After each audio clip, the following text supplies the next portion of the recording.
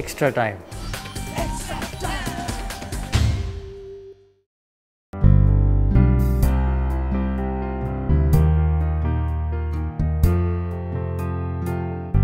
প্রচুর ইয়াংস্টাররা টিমে এসে কনসিস্টেন্টলি পারফর্ম করছে, তাদের খেলাটা ইমপ্রুভ হচ্ছে ডে বাই ডে, আর সেটাই দেখে ভালো লাগে। আর কনসিস্টেন্সি পারফরমেন্স বেড়ে গেছে, আর আশা করব নেক্সট ইয়ারও সেম কনসিস্টেন্সি পারফরমেন্স দিয়ে ট্রফি জেতা।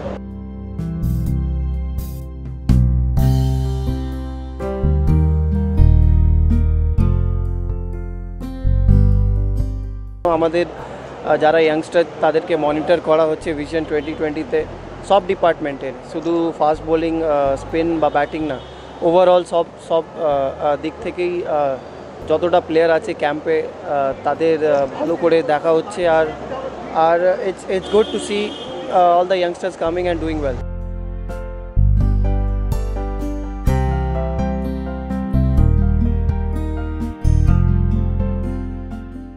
লাস্ট ম্যাচে, কালকের ম্যাচটায় অবভিয়াসলি কয়েকটা ইয়াং ছেলে প্রেশারাইজড হয়ে গেছিলো, বাট এইসব সিচুয়েশন থেকেই ওরা শিখবে। আর আমরা কনসিস্টেন্টলি লাস্ট 2 বছর ধরে খেলছি, এরকম না কি আমরা লাস্ট 5 ইয়ার্স কোনো ট্রফি জিতছিলাম কনসিস্টেন্টলি, ওরকম তো না, বাট আমাদের পারফরমেন্সটা একটু আপ অ্যান্ড ডাউন হচ্ছিল over a period of time.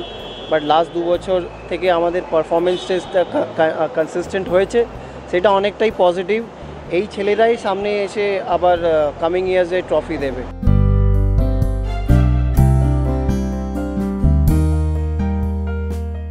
দাদির সঙ্গে তো প্রচুর দিন কথা হয়, এভরিডে কথা হয়, এভরি সময় যখনই ডাকা হয় তখনই প্রচুর কথা হয়। উনিও হ্যাপি আছে অবভিয়াসলি, কনসিস্টেন্সি যেভাবে আমরা পারফরমেন্সেস বেসিসে দেখাচ্ছি, বাট অনেক কাছে ছিল ম্যাচটা, বাট হয়নি। It's not end, it's just the start.